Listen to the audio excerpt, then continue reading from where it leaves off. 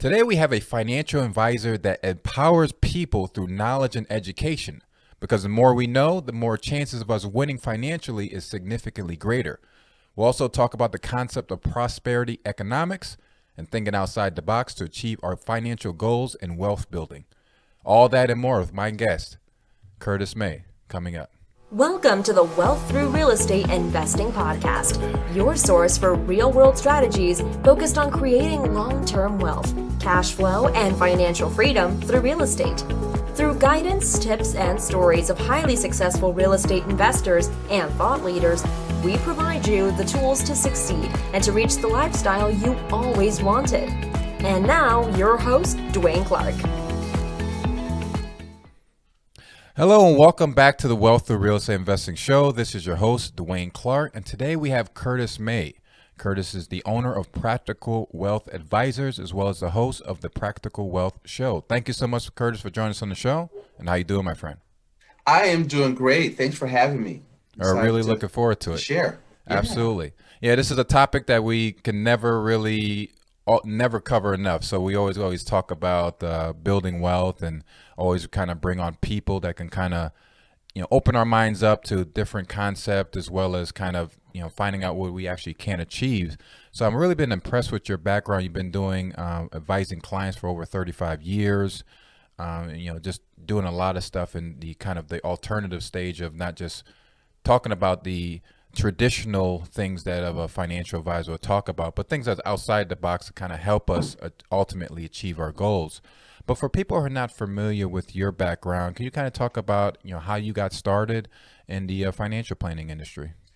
Yeah, so it was an interesting road. I actually started, reason I've been in so long, I actually got in the business, quote unquote, in college. As a junior in college, I got my insurance license, and a couple of years after that, I got my what they call 6 and 63, my securities license with a company that special. If I said the name, you'd know, but we specialize in buy term investor difference. And around that time, I realized the NBA was not looking for 5'11" two guards, so that I needed a new dream. So. And so I kind of I was passionate. I was, my family, I'm a third generation entrepreneur. So even though I majored in business, I thought you majored in business to go into business. So it didn't occur to me to work for somebody else, because I heard from the time I was seven or eight, you never make any money work for somebody else. So I never got that go get a good job talk. So I'm a little bit, odd in that regard, I think, for in some circles or people I taught to.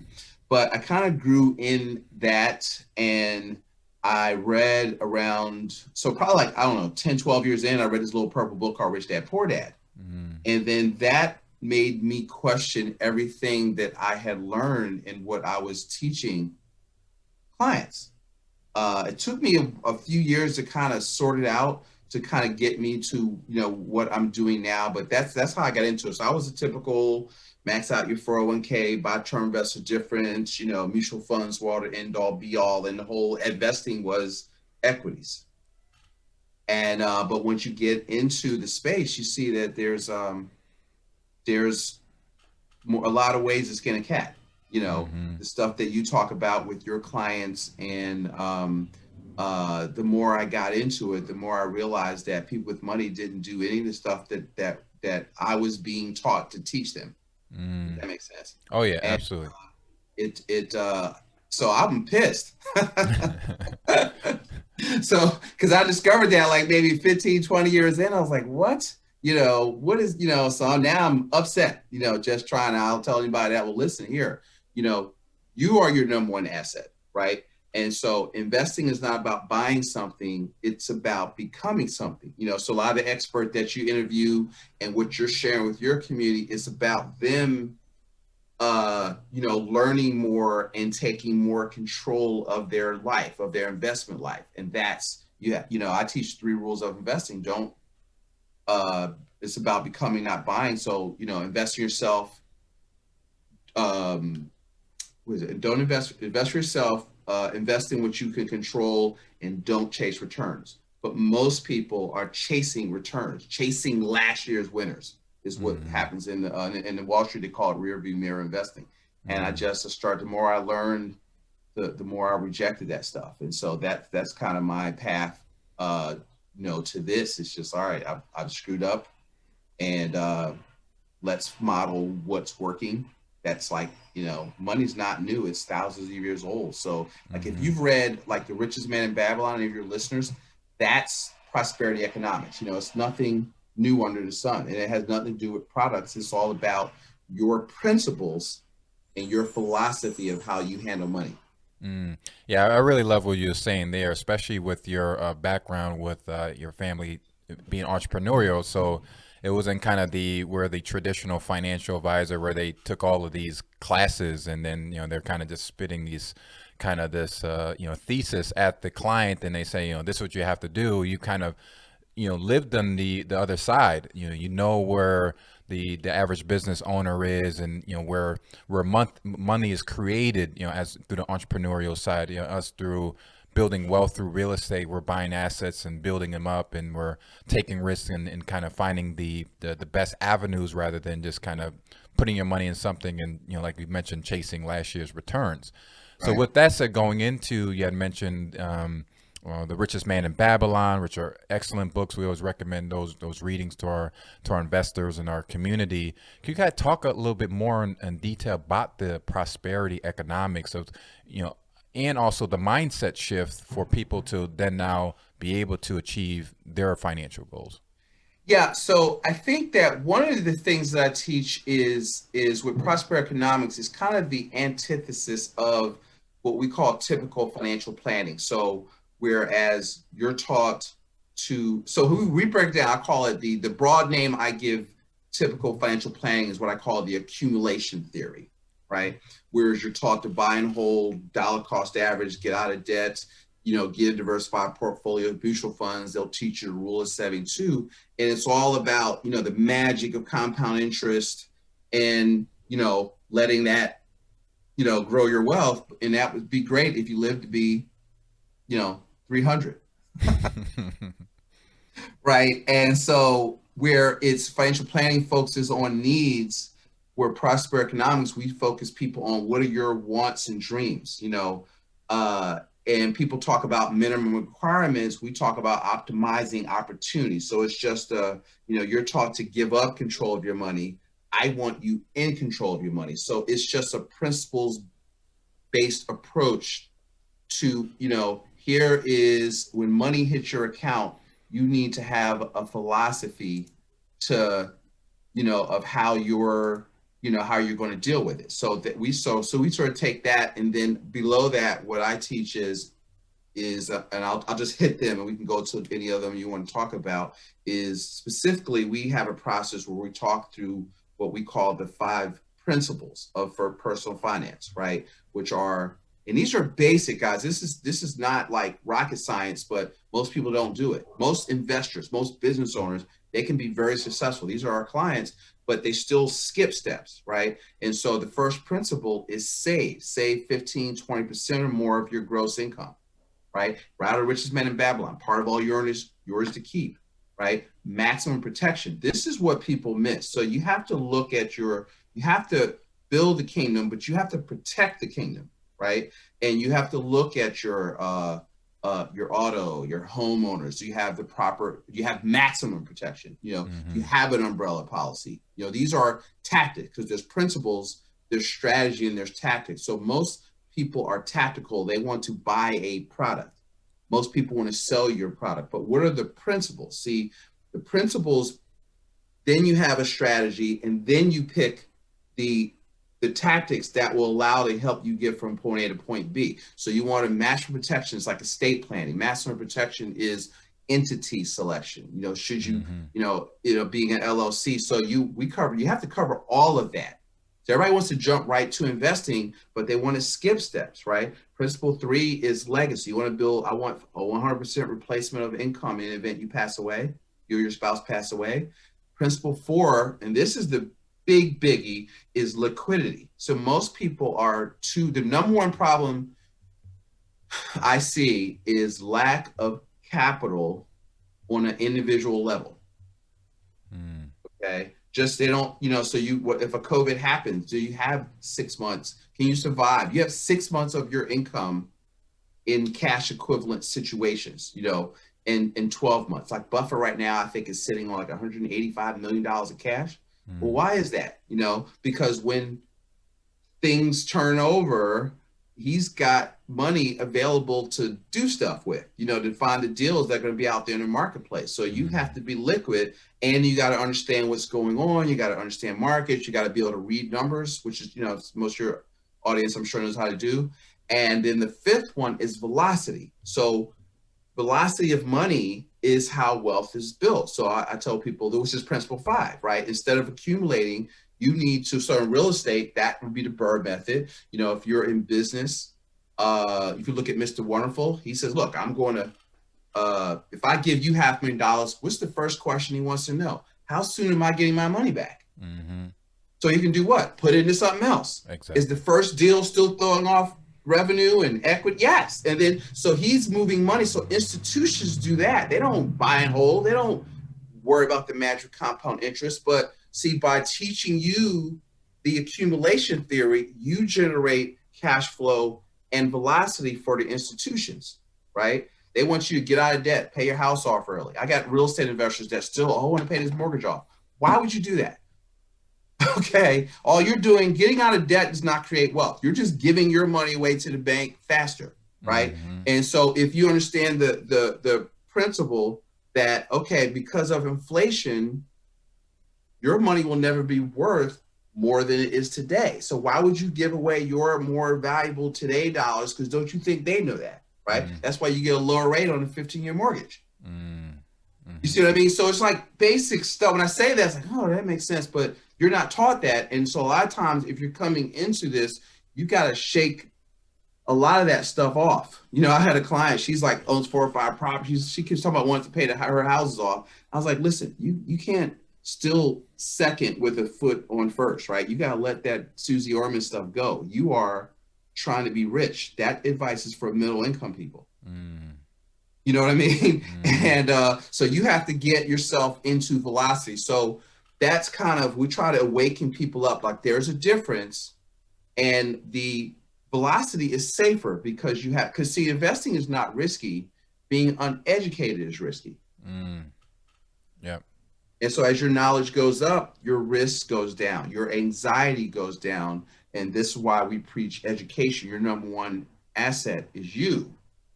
Right. And so you got to invest in we talk about personal development before we record it. You got to invest in your mindset, your skill set. That is what makes money, your skill set, because money follows value. You're making money because you're creating value in the marketplace. If somebody's a real estate investor, what problem are you solving? You're providing safe, clean, affordable housing. That's your product. And so the government rewards you for doing that because they've done a bad job of that, with housing projects, right? So they will incent you through the tax code to help partner with them and solve that problem. See, so we just have to learn the game. And I think too, so my message is, especially for the people I serve, is listen, know the game. Don't hate the player. Hate the game, but you gotta learn the game. Yeah, you made so many great points there, and it's so much to unpack. But the biggest thing is kind of encompassing, protect and grow your wealth in a nutshell. But it all starts with that first foundation. And you had mentioned, I mean, there's a lot of prominent financial figures out there that are kind of teaching kind of this. You had mentioned, a plan for the middle class, not for what, to build wealth and things like that. And we have all the tools available to us, the tax code and all these different types of investments and vehicles that we can utilize to get there. But it's just, first starting with us first, and then taking the next steps of those action. The next thing you had mentioned was the velocity, where the rich utilize as to, they got all their pieces together, protect, and now they're ready to grow that wealth. And they're very good at velocity, or whatever the word is, to velocifize your money as quickly as possible. Velocitizing. Velocitize, or whatever it is. Yeah. So let's talk about that piece and how we can, turn whatever amount that we have. You had mentioned like Buffett has like available cash and ready to take on an opportunity. How can we be in that position? Which is principle 4, right? Which is save, right? So which starts from principle 1, which is say 15. So you have to work, you got to earn, you got to save. So if you've got a job, there's nothing wrong with that. Wages make, Jim Rohn says, wages make you a living, profits make you a fortune. So you do need to work on profits at night and on the weekends so that you can, but why are you doing that? You want to create a lot. Like after, I want like 90 days of cash, and then over and above that, it's your emergency fund is 90 days. So I try not to let people go below that number, but everything above that is your opportunity fund. So you should be looking to buy or build cash flowing assets. Mm-hmm. You see what I mean? With that money. And so now you have to, the other part of that is you have to manage cash flow, and you've got to create a lifestyle ceiling, right? Because there's something called Parkinson's law that says expenses rise to meet income. So when you start making money, you have this temptation to go buy a bigger house, a bigger car. But if you're like, our goal is, we call it our system being a cash flownaire. And so we want passive income twice your expenses. And you want to do it in like at least 10 years or less, right? And so you want to be focused on, okay, I got to keep stacking this cash. I got to keep turning it over. And, so we call it cash, asset, cash. So if you buy an asset over and above the cost of the business, that's your free cash flow, I want you to not live in a sackcloth. I do want you to live your life. Like if you can set 20% of your income, I don't care what you do with the rest of it. Okay. Honestly, but what you want to do is focus on not on cutting, but expanding your means, right? And then that profit from your rentals, like I had a client right now, he's got like 4 properties. He's making out about $1,200 a month net after his mortgages and stuff, but he doesn't need the money. So I want him saving that, because our goal, as he worked out, is to buy 3 properties a year. So I'm going to help him structure his game plan to position him to be able to do that, right? So he can get out of the rat race in 5 years. That's his goal. So you've got to, it's the why is first. Like once you figure out what you're trying to do and why, then that dictates the tactics that you use, if that makes sense. So the velocity formula is cash, asset, cash. So you save, you buy an asset that generates cash flow, you save that most of that cash flow so you can do what? Buy or build other cash flowing assets. And that's velocity, whether it's business assets or investment assets. And so I don't care about net worth. Like we don't focus on net worth. You can't eat equity. So what I'm looking at is, so we have a accountability program where we review their situation every quarter, right? Did you grow? Did your business income grow? Did your investment grow? Because I want to make sure if we're meeting this time next year, you're going to be better off. And it's really easy. It's very trackable, right? But you get off focus. You want to go buy Bitcoin or whatever. And there's nothing wrong with that. I mean, not bash that, because I was talking to somebody yesterday about that. But will that help you get passive income grading your expenses? And tell me how, and then then go do that. But if it doesn't, then you need to not have shiny object syndrome. You need to keep focused on what you understand and what you know how to do well, and keep doubling down on that. I love that plan. And like I say, like your approach there is you educate them, but then you put the accountability piece is like, you got to put this action into steps and make sure. And I'm gonna make sure I'll hold your hand, but I'm also gonna hold you accountable to make sure you got to get out of school and do some work. Exactly. Yeah, because it comes from the kind of the scarcity to abundance mindset of saying, I'm going to retire in 60 years and then sell the house and kind of, live below my means. I'm going to, have a goal. Maybe it's very lofty, and I'm going to find a way to get there, and by putting all of the elements and the pieces in place. So that's awesome. But I want them to live. I don't want them to live like one of the first principles. We have 12 principles of prosperity. And the first one is think. Right? You have to think from a prosperous mindset. So if you're worrying about budgeting and what I can cut back, or you can't go to Starbucks, that's scarcity, right? And so you can't shrink your way to wealth. You have to focus on how can I expand my means, which means how can I solve more problems in the marketplace? How can I create more value? And that's a better philosophy, because most people are stuck in scarcity. All these rich people. Also, my interview on some radio shows, like, the 1%ers are the millionaires and billionaires have grown, or regular people have stayed stuck. I was like, well, I wish he wasn't prepared for this. I was like, what's wrong with that? Mm-hmm. Huh? You know, because does them making money take money out of your pocket? Mm-hmm. See, that's a scarcity mindset, you know. Mm-hmm. And so you've got, because what happens is you have all this crap running around in your head, and that, oh, money's evil, capitalism's evil, all this nonsense, that you can't attract what you disdain deep down, right? So Right. you have to work all that stuff out. Mm-hmm. Yeah, I I love don't know that. if I, you know, you go off, you're gonna reel me back and I'll go on a Curtis rant, but Well, it's neat. I say the exact same stuff, and it's just kind of, and for me, it's like when you, it's kind of we're conditioned through, media and celebrities and things like that. I think it's just focusing on yourself, your goals, your family, find the right education, focus on it, and then you'll be able to achieve that, and eventually you'll stop thinking like that. You stop talking like that once you're not associated with that. So absolutely. that's, That's why you got to get around, you know, we say your mindset, who you hang around, what you watch, what you read, you know, and getting in masterminds and getting around people that share your vision. Like you almost can't tell people, so look, I want to own 100 unit apartment building in the next 3 years. And you can't talk to regular people about that kind of stuff. You can't talk hmm to them. Listen, I like to get my income up to, 40 grand a month within the next 18 months because they can't even comprehend that. hmm And they love you, but they're like, "Well, you talking crazy, you know." But if you get into the right circles, there's like, "Okay, is that all you want?" exactly. You know. Absolutely true. That's true. And you kind of talk a lot about these concepts and a lot of stories and share a lot of examples on your podcast show as well. When does that air, and what else topics do you cover there?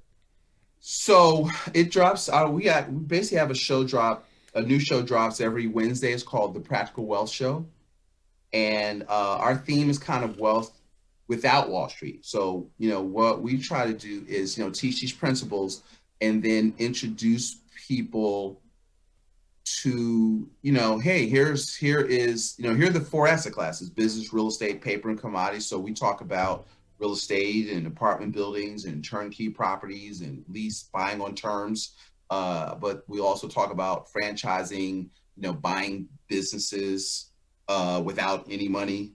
You've talked about mobile homes. I talked a little bit about, like, I understand paper, tax liens. So there's a lot. See, paper is a big conversation. Tax liens. What are those things called? Life settlements.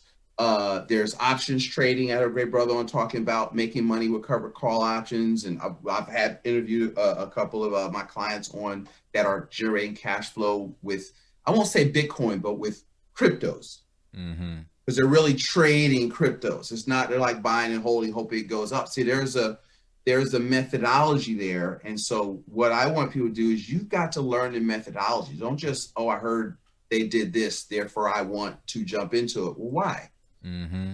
do you want to do that? You got to go deeper in that. Curtis is not going to let you get away with that, because I actually work with clients also, and this is a way for me to to kind of reinforce what we're sharing with them, and it just introduce people into a certain market that I serve, that I know if I never talk about this, they're never going to hear it, Yeah. right? And ever. And so that's kind of drives me to that, because I discovered it so late in the game. It's like, all right, listen, somebody's got to talk about this, and somebody's got to talk about the stop. How dare I say this?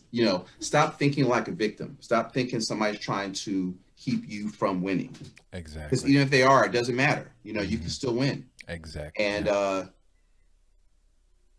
and that's and that goes back to the most of this stuff uh is mental, as I'm sure you talk about. Most of it's like getting out of your own head. Mm-hmm. And that's half the game. Once I learned that, it's really helped our business grow, and that, and understanding what business I was really in, which is the marketing business. and not, Mm-hmm. and not financial planning business. Understanding, I gotta teach. And what I found is that teaching is for lack of a better word, sells. You don't have to sell people. You teach them stuff, and the people that resonate with your message will come to you. Exactly. Yeah. Exactly. Awesome. Yeah. And then and you said every Wednesday. Do Every you? Wednesday, it's on, and it's a podcast, so it's wherever Stitcher, iHeartRadio. I'm on everything. Okay, if you can Google it, the website will come up. If you go to YouTube, it'll come up there, and I'm on all those platforms. If you ever connect me, connect me on LinkedIn, let me know where you heard me, and I love to get this message out there. Absolutely. Yeah, we'll make sure to have those links in the show notes as well. So yeah, excellent, great information so far. I really love it. And just kind of learn a little bit more about you and your business. Can you kind of take us through a typical work day, and do you have any special morning routines? Yeah, so I'm reading this book called Stillness is the Key by Ryan Holiday. And so I tend to get up, and I wake up like 5:30. So I'm up early. When I was in high school, we had basketball practice at 6 a.m. So I've been a morning person ever since, yep. right? And you got to get up at 5 to get to practice by 6, be like suited up and ready to ball. And so that's kind of stuck with me. But I find even when I'm on vacation, I get up, I read a lot. I'll probably read a book a week. And so, but you have to go deeper. Like, you got to think about some of the stuff you learn. And I think about it. If it's a Kindle, I'll put it in, you can copy and paste stuff from Kindle into Evernote. And then I'll kind of create notes. Some of those are my lessons or just strategies I'm trying to work out, because I always try to figure out, how can I make this simpler for people? How can I break it down? And so I do that. I kind of list out my day. I have my little Hyatt planner. We're here to the 3 things. Here's my task. Here are the 3 things I got to get done. I also think about, I'm interviewing like a virtual assistant. What are the things I need to stop doing, right? So what are the things I need to delegate? So, and then I write on my journal, I'll ask myself, okay, did I create any equity today? Because because there's income, there's a difference between income and equity. And so am I building equity? So I think I try to ask myself those questions to make sure that my dad we in a supermarket, right? He's talk about consistency. And so when I was like 21, Dad, I think I want to go full time. He says, all right, just make sure you make money. And he would say, like, your stores, because we grew up in the supermarket business, and we had a taverns, bars in Philly. And so I've grown up in retail. And he said, listen, your store's got to be open. You can't open when you feel like it. You gotta go to a small business. So it's, we're going for lunch. We'll be back in an hour and a half. You can't do that, right? And so you have to be open for business. So one of the principles is like, all right, boom. In my mind, even though I work for myself, my store opens at 9 a.m. So my wife's like, can you do such and such? It's like, nope, I'm about to open, and then I have a list of, people I want to call or to follow up, or just stuff that has to get done. So you have to get done. Like for some of you that are thinking about going into business, you have to learn how to be a work creator, because, where nobody tells you what to do, and there's no check waiting for you on Friday. So you have to focus on revenue generating activities, if that makes sense. So I think about that. What am I doing today which is serving people, like creating value in the marketplace, because money follows value. So how can I create value? But I definitely want to, like, if y'all want to make $100 grand is $400 a day, right? So what are you doing? How much did you make today? What can you do to generate $400 a day? Like, you have to be on it. You don't just wander around and end up on top of Mount Everest. I mean, you gotta, you gotta have plans for that. And, so if you want to end up the Mount Everest of your income or business, then you have to think about that. You have to make plans for that. And then you have to get your butt to work. Yeah, it's a lot of work, but it is doable. You've done it. Many people do it, and everyone can do it. It's just shifting that mindset to say, this is my goal. This is what I want. If it's a $400 a day or whatever it is to increase something, we just got to get it going. You had mentioned a couple tools like, if one can do it, somebody else can do it, right? That's what you got to do. Is nobody's Exactly. everybody put their pants on the same way. But Exactly. yeah, finish your thought. I'm sorry. Same 24 hours in a day. Yes. Everyone has the same access to everything. We can get access to books. You can buy cheap books. You can go to the library. So there's really no limit to what we can do. There's like Think and Grow Rich, not Think and Grow Rich. Rich Dad Poor Dad. Somebody put it on audiobook. The audiobook on YouTube. Oh, free. Yeah, the whole thing. Yeah, narrate the whole thing. Yeah. So don't tell me you don't know how to do it. I'm not trying to hear that. You're not looking. Exactly. And so I'm not like so now I got me good. Coach Curtis about So, about to make you run some suicides. But Yeah, yeah, yeah. That's the basketball side. yeah, I got a basketball background as well. I played through high school yeah, and college, so yeah. I'm used to, like, that kind of that tough love, so Right. I couldn't stand my coach, but I did make All City. So yeah. I mean, I loved him, but I couldn't stand him. He used to run the crap out of us. So, but I bought in because I wanted to win. And so that's, in business, that's kind of the same type of thing. There's work. It's not, you got to be willing to do stuff other people don't want to do. And a lot of that comes from the personal development. Because that's, if you don't have that, you can develop that because it takes ability, which can be learned, not talent. Absolutely, and it will change a lot of problems we have in our societies and things like that if people just have just like that edge to go get that knowledge that they need and take them action steps. So Which is what the country's built on. See, so people are trying to change the narrative of that. And so for certain people, you just got to understand. Uh, so dare I go here? Capitalism, for example. But I use the F.A. Hayek version, which is an ever expanding system of cooperation among strangers. It's not the big companies exploiting the poor and all this nonsense they talk about. So it's like you and me out here hustling, trying to, create value in the marketplace. That's capitalism. And so that is creates freedom, not waiting for somebody to give you something. That absolutely. creates dependence. And so you got to, so if you want to be in business or an entrepreneur, I got this from Dan Sullivan. It's a book. He's got a couple great books. Not what makes great. It's called, what is it called? It's called What Makes Great is Dennis Kimbro, one of my other favorite authors. But it's like how the best get better.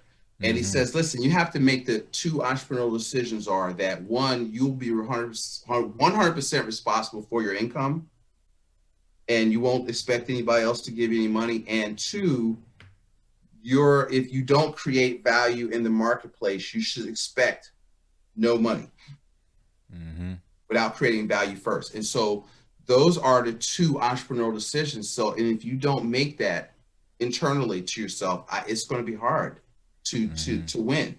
I Absolutely. think that's my, that's kind of what I've learned and tried to refine that. And these are things I talk to myself in the morning about or journal about. I journal also, big journaler. Awesome. Yeah, you actually covered my second question. It was kind of like some little tools and stuff that you use throughout the day, and journaling and reading audiobooks and things like that, and Evernote and stuff like that. Audiobook, yeah, Evernote, uh, is huge because I like immediate gratification. So I still buy, as you see my bookshelf, tons of books, but a lot of times I might have it on the same book. I might listen to it, then I'll buy the Kindle, but then I might want the book because I need to touch it. But a lot of times, if I travel, when you can start getting away, I like to just be able to carry my, my now it's the iPad. I have the Fire. Kindle, Fire, Yeah, the yeah, Kindle, the Kindle. Amazon Fire. And so that's one of my favorite tools. And I can have my whole book collection in that. I mean, that's awesome. And then so I usually might travel with my laptop, my tablet, and my journal. Okay. And I'm good to go. And so if I'm on vacation or we're out somewhere, my family sleep, Curtis is up 2 hours before this, so I can still get my thought time in and then still come back and enjoy the rest of the time with everybody else. And I've already kind of I'm fired up because I didn't thought Yeah, like three new things and I can't wait to get back home to implement. absolutely. And then the one thing I mentioned as far as kind of like when you're doing that journaling process and you're kind of waking up before the family and everything opens up, you kind of have that quiet time where you kind of reflect. So can you kind of talk about gratitude would mean to you and what are you most grateful for? I'm grateful for a lot actually, but I'm grateful to have entrepreneurial parents that kind of gave me that viewpoint that I could really do anything. So my parents said, you do anything you want to. And my wife, my kids, I have great kids. One of them is like a sophomore at Duke. I have a 7-year-old and I got a 9-year-old. Keep trying to bust in the room on us. But so I'm grateful for that. And I have a great wife. We're both in business. My wife's an attorney. And so I'm working from home today, but we share an office. So, we've shared an office like literally for like 21 years.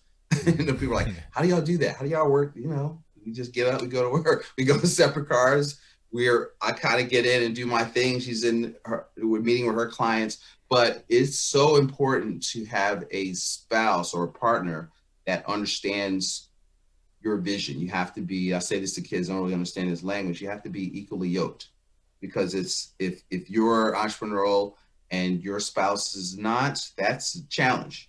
Okay. And, you have to, so I'm really grateful for that, because that support now, and I wasn't always like good at this stuff. Right. And so, part of it is you got to prove to them that it works so that you make money. But, once, I kind of got it going, it's like, now she's my number one cheerleader. Right.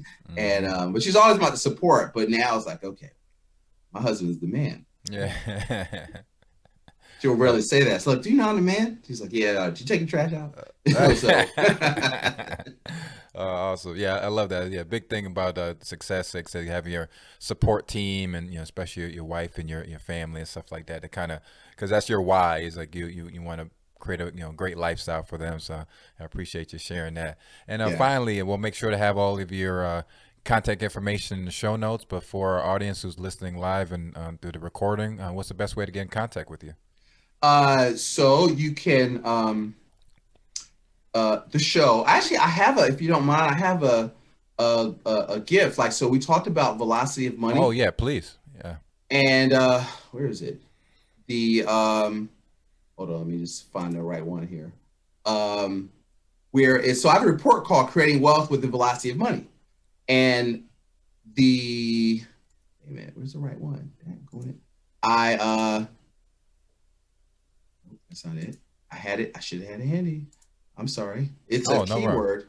But so that I have our website, the Practical Wealth Advisors. But really, listen to the show and check out what we're doing, and then make sure that you. And we can access this report from your website. This report. No. So here, I'm going to give you a keyword. So I want you, if you want this report, I want you to text P Wealth to 1-833-422-0250. Okay. All right. We'll make sure to have that. I'll grab it to you after the recording. We'll post it into the link. So anyone wants this report, just text P Wealth at that phone number, and that report come right to you. And also check your website, practicalwealthadvisors.com. Did I get that right?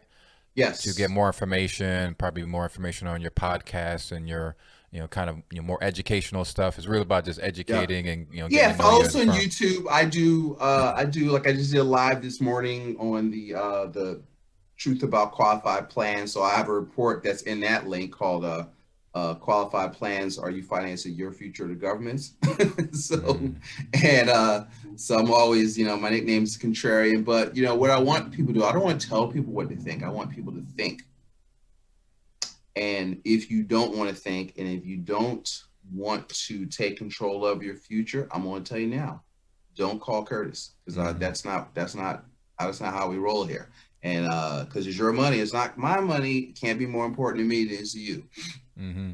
Or you don't want Coach Curtis on you, so you make you run suicide. Right. Because Curtis will come out in a heartbeat.